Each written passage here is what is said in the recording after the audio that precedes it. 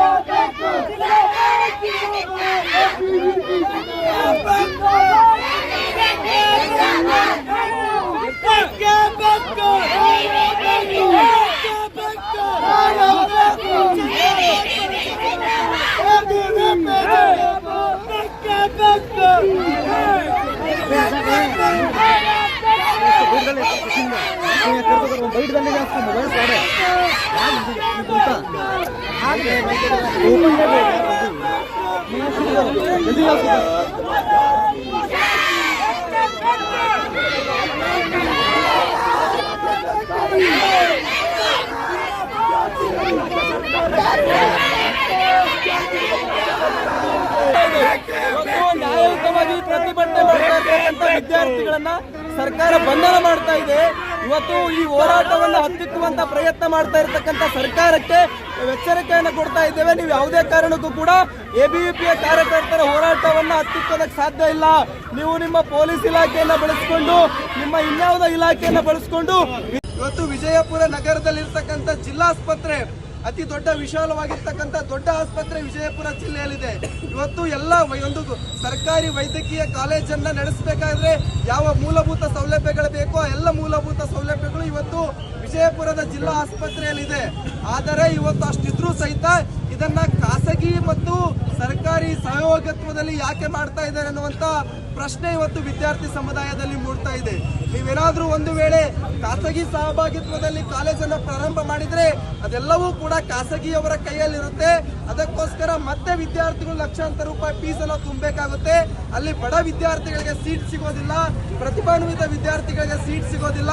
ಅದಕ್ಕೋಸ್ಕರ ಅಖಿಲ ಭಾರತೀಯ ವಿದ್ಯಾರ್ಥಿ ಪರಿಷತ್ ಇವತ್ತು ಆಗ್ರಹ ಮಾಡ್ತಾ ಇದೆ, ನೀವೇನಾದ್ರೂ ವಿಜಯಪುರಕ್ಕೆ ವೈದ್ಯಕೀಯ ಕಾಲೇಜನ್ನ ಕೊಡಬೇಕು ಅಂತಿದ್ರೆ ಅದು ಸರ್ಕಾರಿ ವೈದ್ಯಕೀಯ ಕಾಲೇಜನ್ನೇ ಕೊಡಬೇಕು.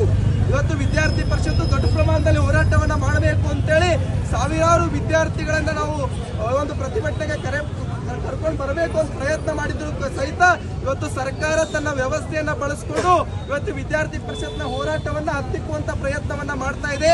ನಾನು ಈ ಮೂಲಕ ಇಲ್ಲಿರ್ತಕ್ಕಂಥ ಜಿಲ್ಲಾ ಉಸ್ತುವಾರಿ ಸಚಿವರಿಗೆ, ಇಲ್ಲಿರ್ತಕ್ಕಂಥ ಶಾಸಕರಿಗೆ, ಇಲ್ಲಿರ್ತಕ್ಕಂಥ ವ್ಯವಸ್ಥೆಗೆ ಒಂದು ಎಚ್ಚರಿಕೆಯನ್ನ ಕೊಡ್ತಾ ಇದ್ದೇವೆ.